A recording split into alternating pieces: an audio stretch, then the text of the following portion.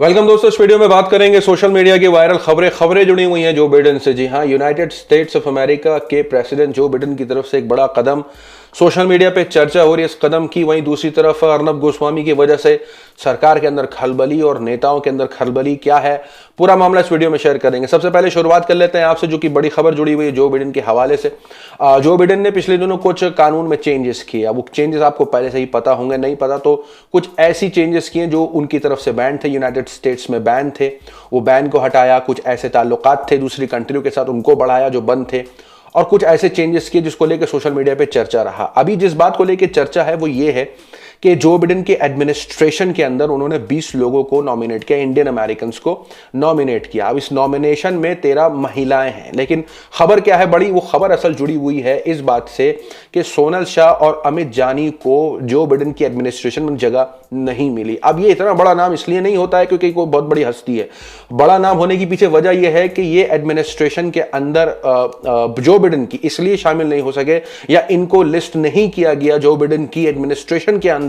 वजह यह थी कि इनके लिंक पाए गए हैं बीजेपी, भारतीय जनता पार्टी और आरएसएस से। ये द ट्रिब्यूट वेबसाइट के हवाले से हम आपको बता रहे हैं। यही नहीं, खबर यह भी है कि according to the report people with RSS and BJP links have not found a place in Biden's team as secular Indian American organization have urged their transition team to keep such individuals on edge।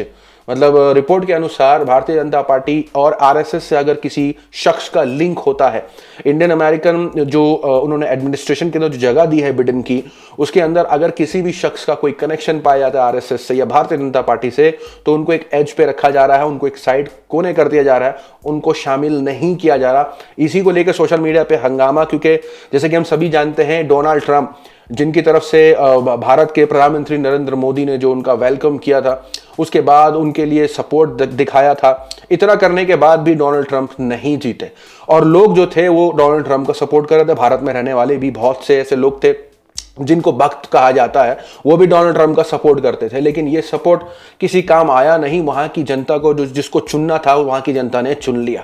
अब चुनने के बाद यहाँ के लोग काफी नाराज है। कहीं कमला हैरिस को जो है भारतीय बताने में तुले हुए हैं, तो ये बताने में तुले हुए हैं कि कैसे इंडियंस भी वहां पर है। अभी ये जो खबर निकल के आई है उन लोगों के लिए बहुत बड़ी भी हो सकती है जो ये चाह रहे थे कि भारत का कोई इसके अंदर हो। भारत का तो होगा, लेकिन अगर आप भारतीय जनता पार्टी या आरएसएस की कुछ बात करते हैं तो इस खबर के हवाले से जो रिपोर्ट्स है द ट्रिब्यूट की, उस खबर के हवाले से तो कोई जगह ही नहीं है भारतीय जनता पार्टी की और आरएसएस की उनके एडमिनिस्ट्रेशन के अंदर। तो सोशल मीडिया पे इस खबर को लेके काफी जोरों शोरों से चर्चा हो रही है। अब आगे देखना क्या है कि इस पर रिएक्शंस कैसे आते हैं सोशल मीडिया पर।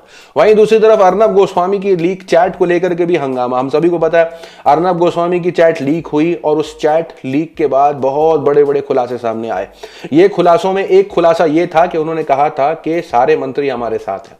ये कोई छोटा दावा नहीं है और ये दावे के बाद जो है कांग्रेस पार्टी के कुछ कार्यकर्ता नेता उन्होंने मांग करी कि इस चैट के हवाले से जो मुंबई पुलिस ने ये बताते हुए सामने रखी अपनी चार्जशीट में कि ये पार्थ दासगुप्ता और अर्नब गोस्वामी के बीच की चैटिंग है। जिस तरीके से ये चैटिंग सामने आई है, जिस तरीके से लोगों ने इस पर अपनी राय और टिप्पणियां रखी हैं, अब कांग्रेस पार्टी की तरफ से जांच की मांग थी। उन्होंने जेपीसी के जो है उससे जांच की मांग करी और यही नहीं, इस जांच के हवाले से खबर भी निकल के आ रही है कि भारतीय जनता पार्टी के कुछ नेता एक दूसरे से दूरी बना रहे।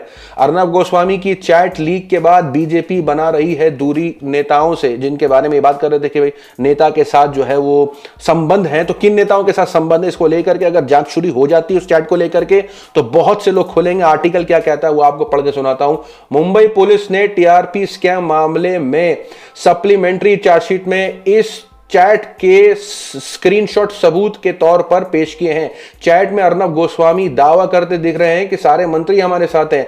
ऐसे में अगर कांग्रेस की मांग पर गोस्वामी के दावों जेपीसी जांच होती है तो संसद खुलते ही भारतीय जनता पार्टी और केंद्र के कई नेताओं की मुसीबत बढ़ सकती है।